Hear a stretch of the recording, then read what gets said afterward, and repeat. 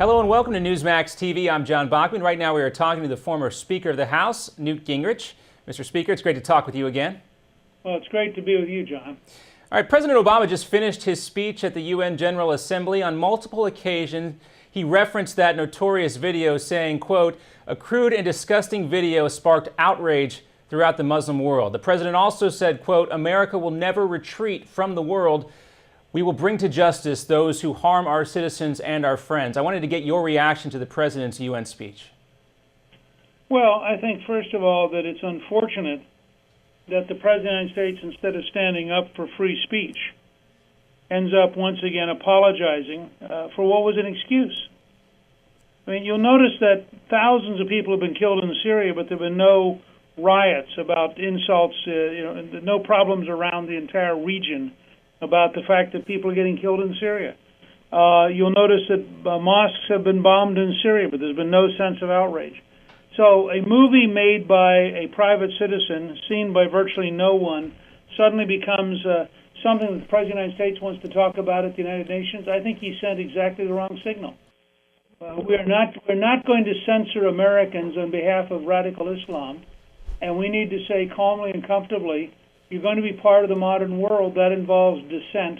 He should have condemned the Iranians for increasing the bounty for Salman Rushdie's killing to $3.3 million, and point out that it's barbaric to have a government seeking to kill a writer. Let's talk about the UN General Assembly a little more. This week, President Obama scheduled 0 bilateral meetings with foreign leaders. The White House also said the president's schedule did not allow time for a meeting with Israeli Prime Minister Benjamin Netanyahu. What kind of message does that send to the world about President Obama's foreign policy? Well, look, this is the campaigner-in-chief, not the commander-in-chief. And I think his attitude is if he gets reelected, he'll still be president, and who cares what you think? And if he doesn't get reelected, he won't be president, and who cares what you think? I mean, I really think that's his attitude. And I think he's totally focused on the campaign, not on doing his job. You know, the reports that he's taking only 38 or 39% of his national security briefings tells you a lot. This is somebody who was explicitly wrong about the killings in Benghazi of the American ambassador and 3 other Americans, consistently referred back to the anti-Muslim movie, when in fact everybody had agreed by then that this was a terrorist action and had nothing to do with any movie. So I think this is a president who is narrowly focused on his own reelection for his own purposes, is not doing the job of president, and I think it's part of why every thinking person ought to be opposed to his reelection. I also want to shift to your recent trip to Missouri to raise money for GOP Senate candidate Todd Akin. Some Republicans, of course, had backed off their support for Akin following his controversial comments about abortion. Tell us why you decided to stick by him. Well, first of all, Akin admitted almost immediately he'd made a mistake. He apologized for it. The president describes the killing of 4 Americans as a bump in the road, and the elite media doesn't seem to want to talk about it. The vice president makes so many mistakes that if we were going to apply the Akin rule to Joe Biden, he wouldn't be allowed to serve as vice president. But somehow, if you're a pro-life, conservative, Tea Party, grassroots Republican, we have a much tougher standard for you. And when the Republican establishment came out against him so aggressively, I thought somebody in the Republican Party ought to stand up for the right of the people of Missouri to pick their own nominee. You know, the Missouri Farm Bureau met again and reaffirmed with, I think, 98% vote their support for Akin. The fact is that he is the nominee. He has a very realistic chance of winning that race.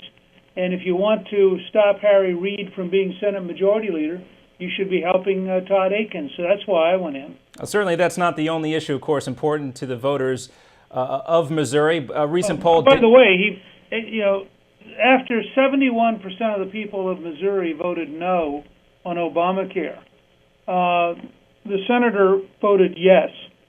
So she's very vulnerable just on Obamacare alone. She has an F on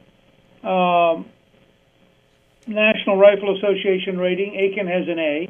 She has an F on the Right to Life rating. Akin has an A. She's consistently voted for bigger spending and bigger deficits. Akin is a pro-balanced budget fiscal conservative.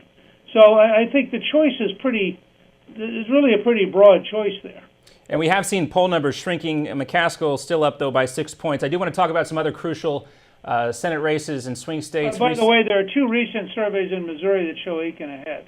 Okay. I will note that here in the story. I have not seen those personally, but have it on good authority from the former Speaker of the House. Of course, let's talk about some of the other polls in some of the swing states. A Fox News poll, as well as others, show that Democratic candidates are leading in Virginia, Ohio, and Florida. How can the GOP better their chances for winning these races and in turn taking back control of the Senate? Well, I think we need an issue-oriented campaign, and I would start with American energy independence as the first big issue. We did a series of polls with Kellyanne Conway, which we've released, which show that 86% of the country favors an American energy independence project. That's a big enough margin. I think you can build a pretty good campaign around it. American energy independence creates jobs in the energy industry. By lowering the cost of energy, it creates jobs in manufacturing. It helps us with our balance of payments and strengthens the dollar.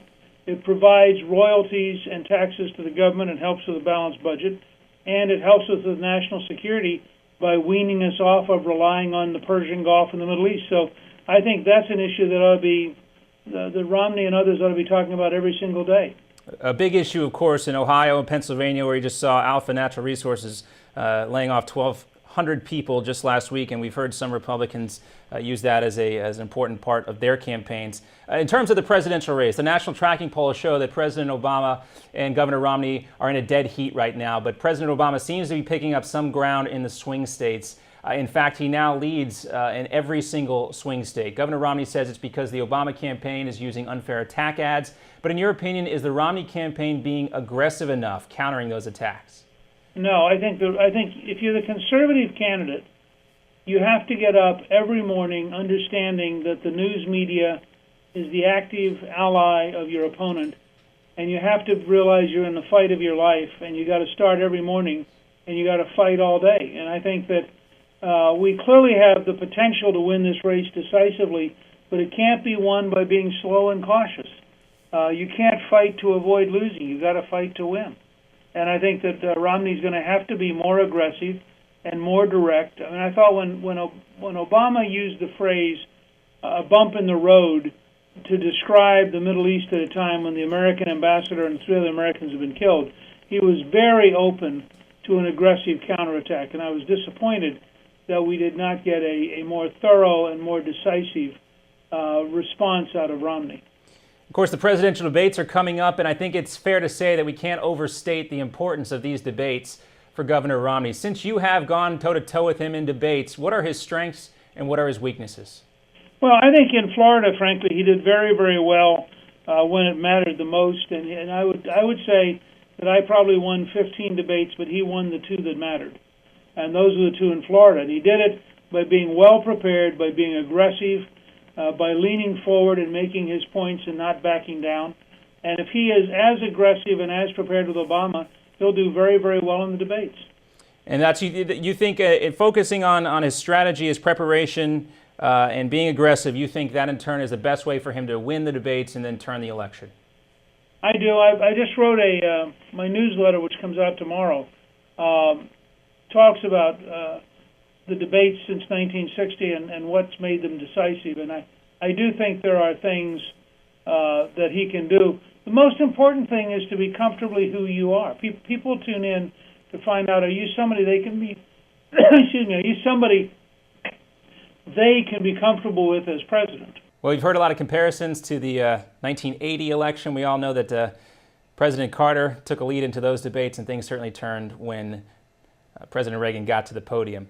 Former Speaker of the House, Newt Gingrich. Mr. Speaker, thanks so much for being with us today. Thank you very much. Take care.